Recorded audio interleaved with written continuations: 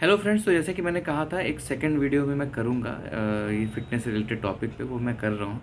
और इस वीडियो को करने का रीज़न सिर्फ एक रिस्पॉन्सिबिलिटीज़ है कि आप तक सही जानकारी पहुँचे और बहुत से जो मिस इन्फॉर्मेशन ट्रेंडिंग है, जो लैक ऑफ इन्फॉर्मेशन है, उसको थोड़ा दूर किया जाए। तो ये कहानी तब शुरू होती है जब मैंने एक न्यूज़पेपर में एक आर्टिकल क्या पढ़ा, एक न्यूज़ पढ़ी कि किसी यूरोपियन कंट्री में और in European countries many people are having cardiac arrest during weekends.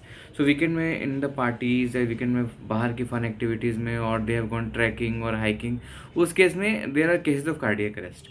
सो मेरे को बहुत आश्चर्य लगा, सरप्राइज लगा कि ऐसा कैसे पहुँचता है, वीकेंड की पार्टी में लोगों को हार्ट अटैक आ रहे हैं, कार्डियक अरेस्ट आ रहे हैं। फिर लेटर ऑन मैंने ये भी देखा कि कई बार लॉन्ग डिस्टेंस मैराथन के दौरान लोग फेंट हो रहे हैं, लोगों को कार्डियक अरेस्ट आ गए हैं लॉन्ग डिस्टेंस मैराथन में।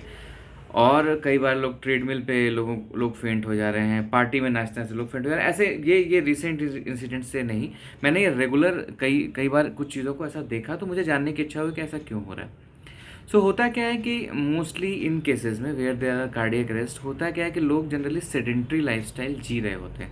सेडेंट्री लाइफस्टाइल मीन्स कोई ज़्यादा एक्टिविटी नहीं करना, बिल्कुल लो एक्टिविटी पर रहना, शरीर को ज़्यादा हिलाना डुलाना भी नहीं। और सडनली क्या होता है जब आप हाई एक्टिविटी में चले जाते हो, जैसे 5 दिन वीकडेज में आपने कोई एक्टिविटी नहीं की, आपने टोटली सिटिंग जॉब किया, कहीं बाहर नहीं निकले, और वीकेंड में एकाएक फन एक्टिविटी में आपने हाइकिंग शुरू कर दी, रनिंग शुरू कर दी, आपने बहुत ज़्यादा बॉडी को एक्टिविटी दे दी।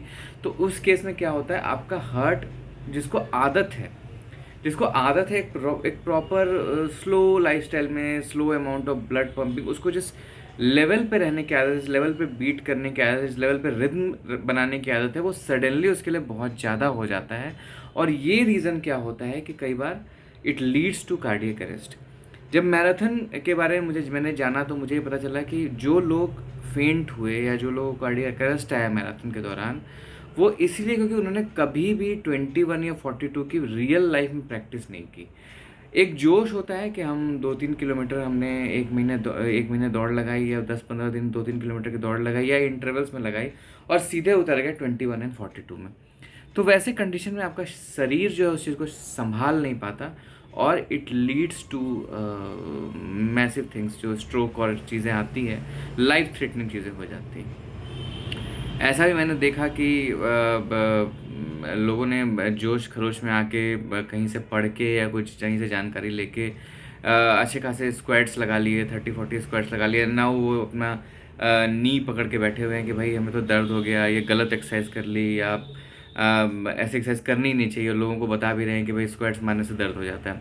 कई बार ऐसा हुआ कि एब्स बनाने की कोशिश में लोगों ने बहुत ज़्यादा सेटअप मार लिए, बहुत ज़्यादा क्रंचेस लगा लिए, और उसके बाद now the doctor is also finding, और वो भी इस बात को पता करने की कोशिश करें कि आखिर उनके पेट में दर्द क्यों हो रहा है। अब उसका रीज़न कोई गैस का प्रॉब्लम बता रहा है, कोई लीवर का प्रॉब्लम बता रहा है, बट ये प्रॉब्लम ये हो गया कि आपने कभी यूज़ नहीं किया, आपने एकाएक से 50-100 क्रंचेस लगा लिए। 50-100 क्रंचेस वेरी नॉर्मल, बट जिन लोगों को आदत नहीं है उनके लिए सडनली अगर वो ऐसा कर रहे हैं, तो वो definitely it will lead to some problems. एक और इंसिडेंट मैं आपको बता रहा हूँ, एक ट्रेनर जिनकी मैं बहुत रिस्पेक्ट करता हूँ, सडनली ही वॉज टॉकिंग टू मी कि अगर कोई इंसान मेरे पास आए जो बहुत ज़्यादा ओवरवेट हो, तो उसको पतला करने के लिए मैं उसको दौड़ाऊँगा, मैं उसको सिर्फ दौड़ाऊँगा, और कुछ दिन में वो पतला हो जाएगा। ये सो आई वॉज स्केयर्ड कि कहीं कोई वाकई इसके पास पहुँच ना जाए, इनके पास पहुँच ना जाए, क्योंकि ये बहुत ही गलत प्रैक्टिस है। जिस इंसान ने कभी ज़िंदगी में दौड़ ना लगाई हो, जिसकी बॉडी ओवरवेट हो, अगर आप सडनली उसको दौड़ लगवा दोगे, सडनली उसको कंटिन्यूस दौड़ लगवा दोगे, लॉन्ग डिस्टेंस दौड़ लगवा दोगे, रेगुलर ऐसा उसको कंटिन्यूस उस मोड पे रख दोगे, डेफिनेटली उसका हार्ट उस कंडीशन को संभाल नहीं पाएगा, उसके बॉडी के और पार्ट्स भी उस कंडीशन को संभाल नहीं पाएंगे। यहीं पे रोल आता है कि एक सर्टिफाइड फिटनेस इंस्ट्रक्टर जो जानता है इन चीज़ों को, वो कभी भी ऐसी गलती नहीं करेगा। अगर आपने कभी भी एक्टिविटी नहीं की और आप सीधे एक्टिविटी में उतरना चाह रहे हैं, तो आपको धीरे धीरे ही जाना होगा। आप अगर गूगल से भी इंफॉर्मेशन लोगे, तो गूगल पे लिखने वाले भी दे आर एक्सपर्ट्स, वो भी आपको लिखेंगे कि if you are beginner, how you should start, if you are intermediate level, what you should do, और if you are of the level of expert, then what should you do. तो initially अगर आपने कुछ नहीं किया है, तो आपको इनिशियल और बिगिनर लेवल पे जाना होगा, भले ही वो एक्सरसाइज आपको बहुत कम लगे। स्लोली स्लोली स्लोली आप चीज़ों को बढ़ा सकते हैं। आप इस तरह समझिए कि आपने कभी प्रैक्टिस नहीं किया, आपने कभी प्रैक्टिस नहीं किया और सीधे आप एग्ज़ाम में उतर गए, you will not be able, you will fail in that exam.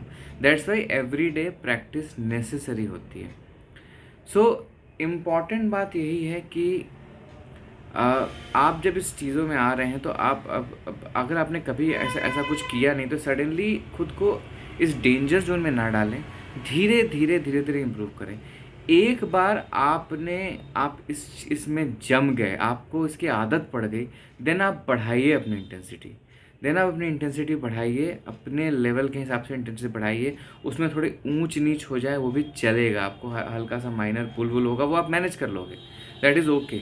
But किसी भी कंडीशन में अगर आपकी लाइफस्टाइल बिल्कुल स्लो है, सो धीरे धीरे अगर आपको एक्सरसाइज में आना है तो धीरे धीरे धीरे धीरे ही आपको ग्रेजुएट होना है, otherwise there can be problems. So आप स्टार्ट कर सकते हैं विथ 30 मिनट वॉक, उसको आपने बढ़ा के 40 मिनट वॉक किया, फिर उसको आपने 30 मिनट रन किया, आपने डाइट को कंट्रोल किया, आपने दिन में 10 स्क्वाट से स्टार्ट किया, फिर कुछ दिन का उसको 15 पे ले गए, आपने स्टार्ट किया है 5 kgs के वेट लिफ्टिंग से, उसको आप धीरे धीरे 10 पे ले गए, फिर 12 पे ले गए। It should be gradual shifting. एकाएक से कुछ भी करना आपकी बॉडी संभाल नहीं पाएगी। इसीलिए इधर उधर की इन्फॉर्मेशन लेने के बजाय सोचिए। आपकी बॉडी आपको बहुत से सिग्नल्स देती है जिसको आपको समझना बहुत ज़रूरी है। ब्रीदिंग, सांस फूलना, बहुत ज़्यादा सांस फूलना अगर हो रहा है तो वहाँ रुकना ज़रूरी है। दौड़ने एक्सरसाइज करते वक्त कहीं बॉडी में कोई पुल आ गया, वहाँ रुकना ज़रूरी है। रनिंग करते समय अगर आपको लगे कि सडनली आप कोई मोच जैसी चीज़ उठी है, सडनली कोई दर्द उठा है, वहाँ रुकना ज़रूरी है। और अगर कहीं पर भी आपको रनिंग करते हुए ऐसा लग रहा है या कुछ एक्सरसाइज करते हुए ऐसा लग रहा है कि there is a pain somewhere, सीने में दर्द या कुछ हो रहा है, तो वहाँ भी रुकना ज़रूरी है। ये डराने की बात बिल्कुल भी नहीं है, इससे डरना नहीं है। Exercise is the most beautiful thing, आपको करना है, बट करना है और करना है, इसीलिए धीरे धीरे शुरू करना है और धीरे धीरे प्रो बनना है। किसी भी चीज़ का प्रोग्रेशन धीरे धीरे ही कीजिए। आप किसी से दुनिया में कंपटीशन में नहीं हैं, आप सिर्फ खुद से कंपटीशन में हैं। किसी से दुनिया में कंपटीशन में नहीं हैं, आप खुद से कंपटीशन में हैं। एक टाइम ऐसा था जब मैंने कुछ दिन तक अच्छे समय तक मार्शल आर्ट्स की ट्रेनिंग ली थी और फ्रॉग जंप या अदर चीज़ों में जब ऐसा होता था कि बहुत से लोग आगे निकल जाते थे, मुझे बड़ी बुरी फीलिंग आती थी कि मैं पीछे रह गया। तो ट्रेनर ने मुझे बोला कि डोंट लुक एट देम, सी कि आप कल क्या थे, कल आपने कितना इम्प्रूव किया था, आज आप उससे आगे बढ़ रहे हैं कि नहीं। आप सिर्फ खुद से कंपटीशन कीजिए स्टार्टिंग में। लेटर ऑन आप जब कम्पिटिटिव इवेंट में उतर जा रहे हैं तो definitely you will competing with a lot of population, वो अलग बात है। बट खुद को बेटर बनाइए हर दिन आराम से। आपके पास ये मान के चलिए कि आपके पास समय है। फिटनेस 1 या 2 दिन की जर्नी नहीं है, ये लंबी जर्नी है और इसे लंबा जाते हुए ही अचीव करना है। क्योंकि जो लंबी मेहनत करके जो फिटनेस अचीव की जाती है वो टिकती है। सडन जो चीज़ें होती है वो जैसे आती है वैसे ही गायब हो जाती है। बहुत बहुत धन्यवाद सुनने के लिए और आप सभी को विश्वकर्मा पूजा, तीज का त्यौहार और गणपति की शुभकामनाएं। और बस मोटिवेटेड रहिए और करते रहिए। Thank you.